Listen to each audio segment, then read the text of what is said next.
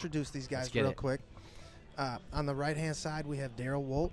That's Daryl from the Woldt Farm store, and he's a sponsor here this weekend. And at goal, we have Bryan board. On the left-hand side, that's the familiar face of Kansas City's Joe Rhodes. And at goal, that's Colston Yoder.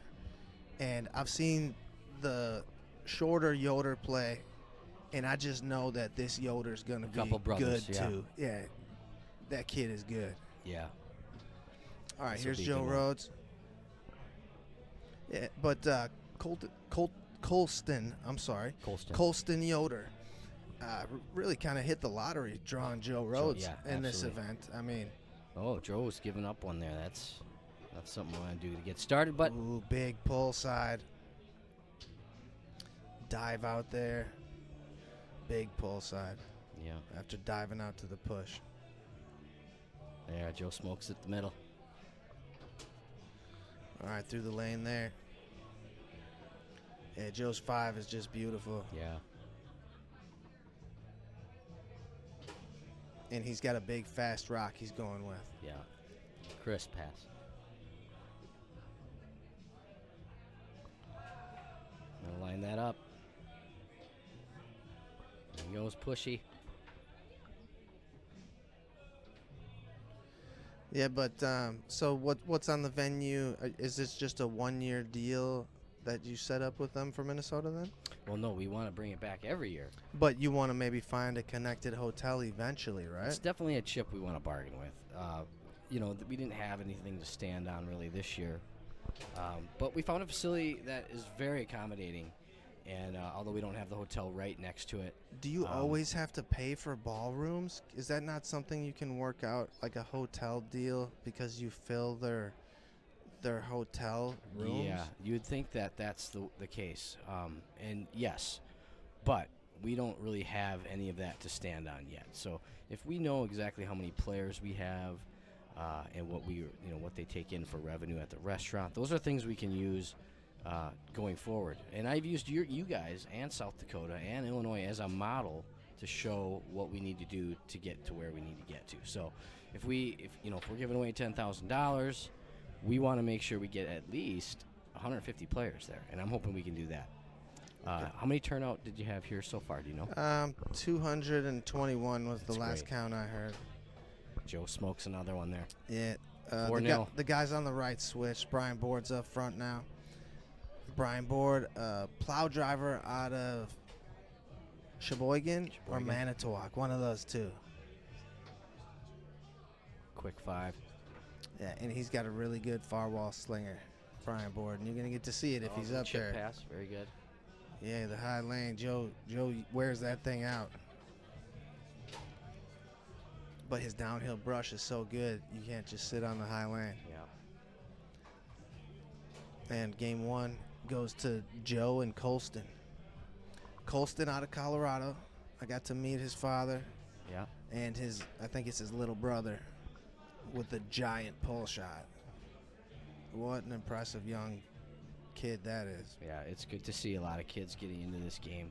And that's some of the stuff we wanted to get going too with Foosball Clubs USA. Michael Stahl, Josh Sarpy and I, we're working some things that we can help Minnesota get back into schools, and a lot of that's going to have a lot of effect is that with getting into schools, having foosball clubs that kids can play after school. Minnesota has a rich history. Dave Gummison learned how to play foosball in high school. Yep. Wouldn't that be cool to play foosball in high school? Yeah. Oh, man. Ball's off the table. Today we're going to teach you the wall pass, kids. That's right. Yeah, that's the world I want to live in. And I feel that we can really get more connected with soccer. I think that's the one thing that does really well in Europe, right? You think so? Foosball is connected with soccer. The players, and I don't know, it's just not the same here, but that's something that we definitely want to build with Foosball Clubs USA too, is getting more of these clubs involved, even at the pro level, the soccer level, the youth soccer levels. Minnesota, in Blaine, where we live, has a huge complex for youth soccer. The World Cup, Junior World Cup. Lost the handle on it. Daryl can take it where it lies. Yeah, so he's going to take it there. Dead man's land or no man's land.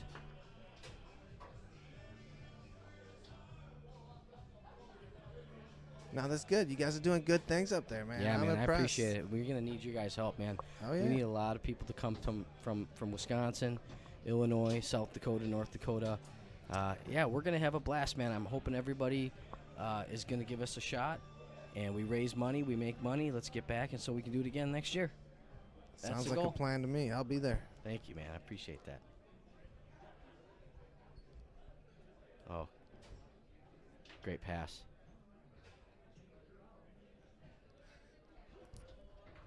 All right. There we go. They're up 2-0 already in the second game. Left hook on goal picked up by Joe. Yeah, good takeaway. Oh, that was a good shot. Yeah, hammer the 5.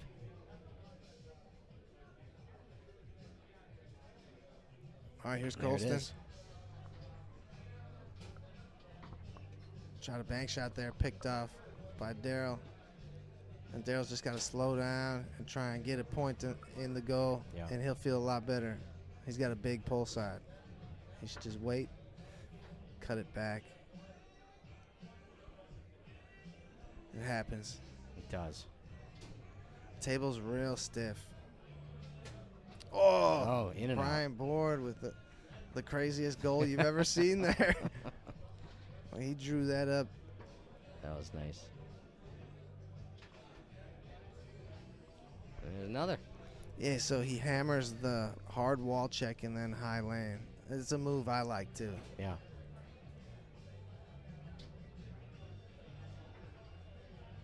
Yeah, I like that downhill chip pass. That's one of my favorites to do.